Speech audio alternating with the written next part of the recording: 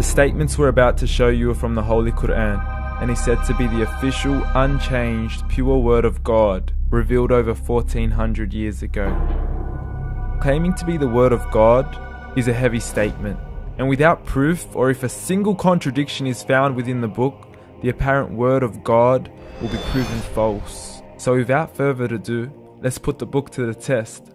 In the 23rd chapter, titled The Believers, from the 12th to the 14th verses, God is said to give a detailed description of how the human being is formed. It begins by saying, "We then placed him as a sperm drop in a place of settlement, firmly fixed. Then we made the drop into a alaqa." We will translate this word very soon. "And then we changed the alaqa into a lump.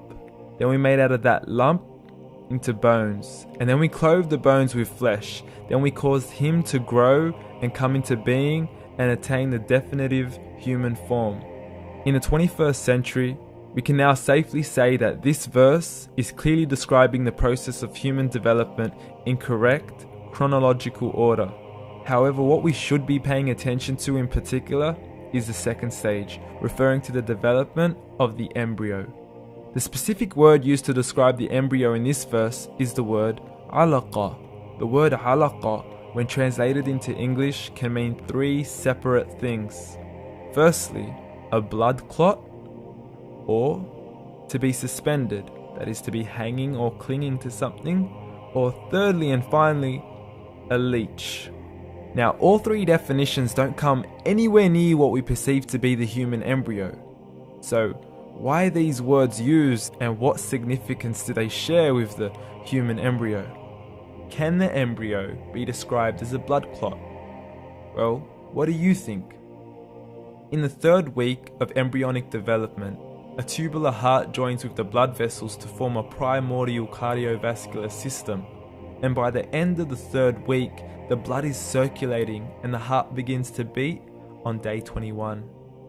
The first thing that comes to mind in regards to being suspended or hanging is the umbilical cord. But we can't use that example because we are simply referring to step 2, before the baby has even formed. But we now know today that the umbilical cord is formed from the connecting stalk. And the connecting stalk is formed as soon as the embryo is formed. The embryo's connecting stalk has even been described by John Allen and Beverly Kramer as an object to suspend the developing embryo in the extra-embryonic column. So an embryo is suspended and does have a strong resemblance with the blood clot. What on earth would an embryo have to do with a leech? Figure A shows the structure of an embryo at 25 days. Figure B shows a leech. Now please note once again that the embryo in this stage is no greater than the size of a kernel of wheat.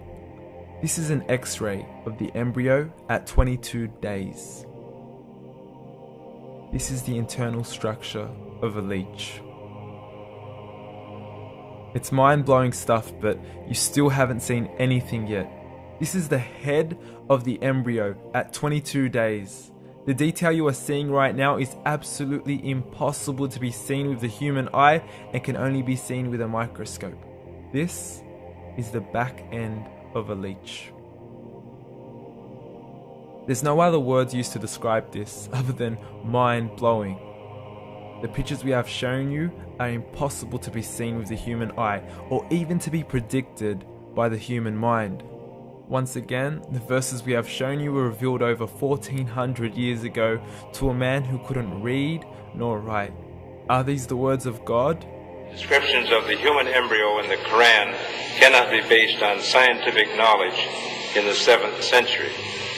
The only reasonable conclusion is that these descriptions were revealed to Muhammad from God, from God, from God, from God, from God.